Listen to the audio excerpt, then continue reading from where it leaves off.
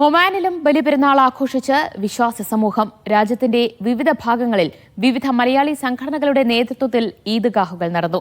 നിസോയിലെ Qaboos മസ്ജിദിലാണ് സുൽത്താൻ Haitham bin Tariq പെരുന്നാൾ നമസ്കാരം നിർവഹിച്ചത്.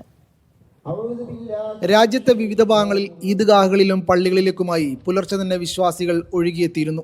കുത്തുബക്ക് ശേഷം പരസ്പരം ആലിംഗനം ചെയ്തും സൗഹൃദം പുതുക്കിയുമാണ് ഓരോ വിശ്വാസിയും വീടുകളിലേക്ക് മടങ്ങിയത്. വിവിധ മലയാളി സംഘടനകളുടെ നേതൃത്വത്തിലും ഈദ്ഗാഹുകൾ സംഘടിപ്പിച്ചിരുന്നു. ആമ്ര സഫ ഷോപ്പിംഗിൽ നടന്ന പ്രാർത്ഥനയ്ക്ക് സദറുദ്ദീൻ വാഴക്കാട് നേതൃത്വം നൽകി.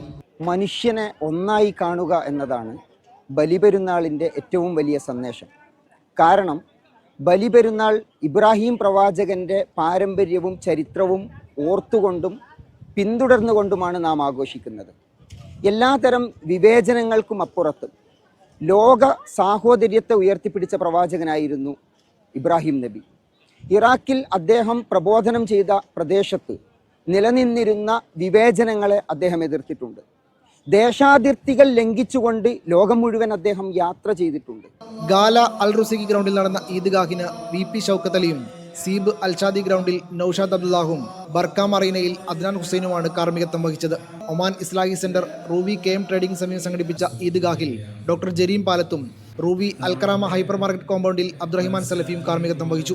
റൂവി മസ്കത്ത് സുന്നി സെന്റർ മദ്രസകളിൽ നടന്ന പെരുന്നാൾ നമസ്കാരത്തിന് മുഹമ്മദ് അലി ഫൈസി നടമൽപോയിലും ബിദായ സൂഖ് മസ്ജിദിൽ സയ്യിദ് അലി ദാരിമിയും ബൗഷർ മസ്ജിദ് റഹ്മയിൽ മോയിൻ ഫൈസിയുമാണ് നേതൃത്വം നൽകിയത്.